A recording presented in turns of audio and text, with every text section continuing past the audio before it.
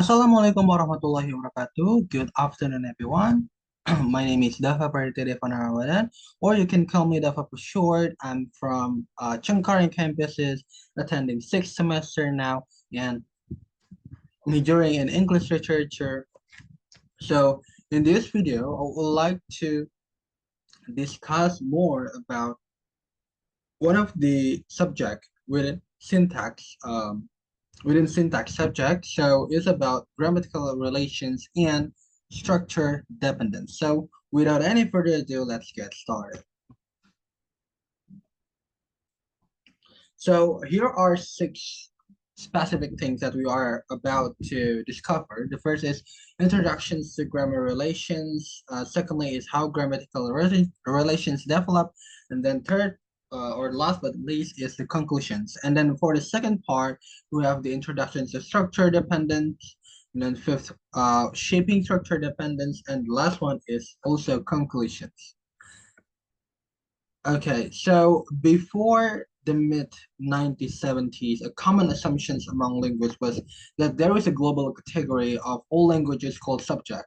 Though there were so much disagreements about the subject itself, yet the grammatical relations are the most discussed. So essentially, grammatical relation does exist, but are not necessarily global and not universal. So it needs to be defined in each language in terms of constructions that manifest it. So,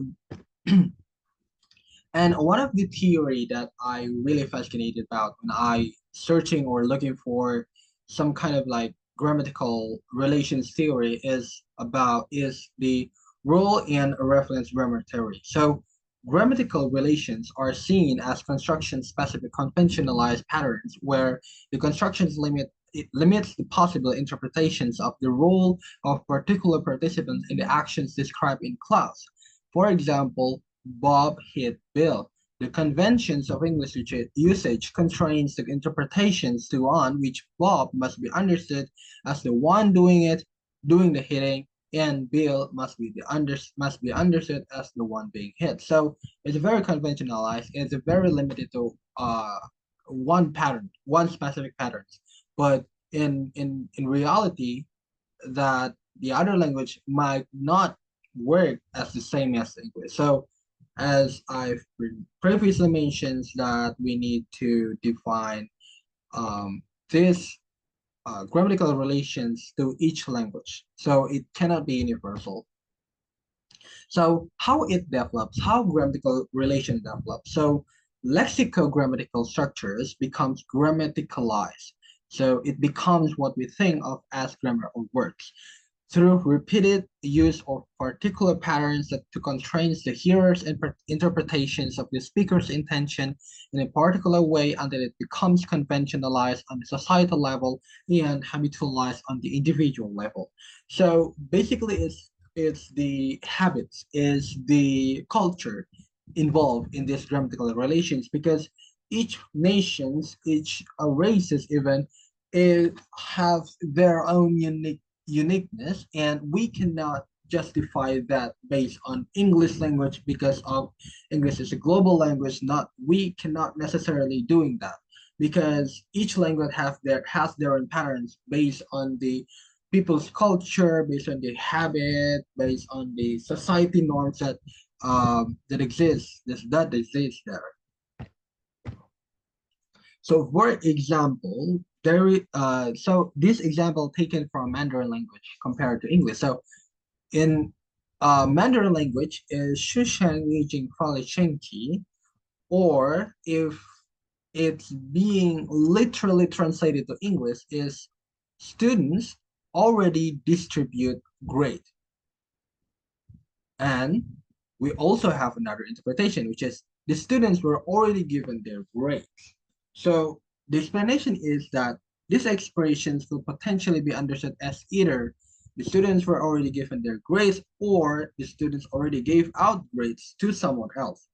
But it was understood in the context in which is uttered, the students were already given their grades because students normally receive grades, not give them out, and it made more sense in the context. So from this one example, we can um, acknowledge that each language has their own uniqueness, has their own culture, which we cannot justify or generalize that it should be like in English, like the pattern or the grammar should be like in English, because they have been there for years, for decades, for centuries even.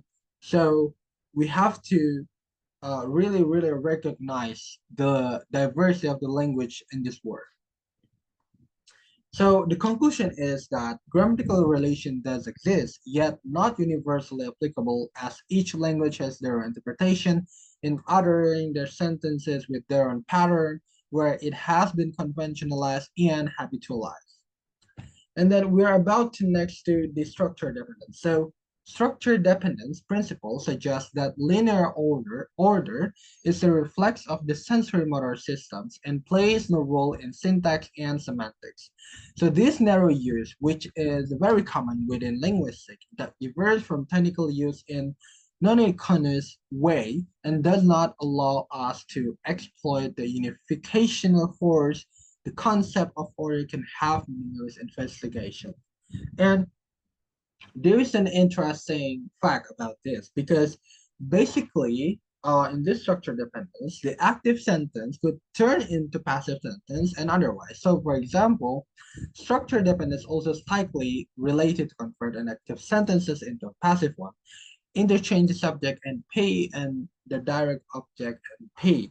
For example, the judge, subject and pay, find the naked spinster into the naked spinster was fined by the judge. So it's basically the same sentences between both of these sentences, but we have to notice that there's a difference. So the first sentences is the active sentence, which involves something that we are doing or we are engaging with. But the second sentence is a passive sentence where it kind of like narrating something that was not really happened. So it's kind of like a flat sentence. And then it's not it's not a sentence where it seems like engaging something because the naked spitzer was fined by the judge. So the judge is in this sentence it seems like not doing anything. So instead it just like elaborating or explaining something that was happened. So it's kind of like flat story. So not really actively engaged or not really attracting someone uh to do something. And then second one is passive sentence. So as the active one turn into passive one, the passive sentence also can convert into active one by interchanging the direct object and pay into subject and pay. So for example, due to the bank robbery, the police arrested the thief. That is a passive sentence, and it turns to an active sentence. The police arrested the thief due to the bank robbery. So we can see the difference between these two sentences because basically for the first sentences, the bank robbery seems like not really happening. It's just like a story. So it's not actually happening. But in the second sentence, we can see that the police arrested the thief due to the bank robbery. So the police is actually doing something, doing action, because of the thief is trying to rob a bank, or because of there is a tragedy, or yeah, the activities of bank robbery. So it's basically we can see the difference between these two sentences, and we can always turn these two sentences in either passive to active or active to passive. So it's also the structure in the dependence will also change. So for example, here in the passive sentences, the object was the police arrested the thief, right? So that was the object. The subject is the bank robbery. And in the second sentences is that the subject is the police arrested the chief. So the police is the subject and the object is the bank robbery. So it's really, really, you know, like opposite, an opposite, in opposite way, right? So yes, so it's basically when the uh, object and subject, interchange.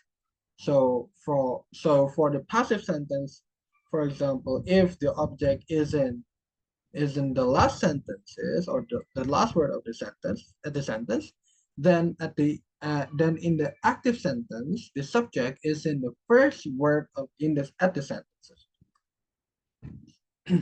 So the conclusion is structure dependence is relying on the notions of subject and direct object, which allow us to reformulate the relationship between two types of sentences.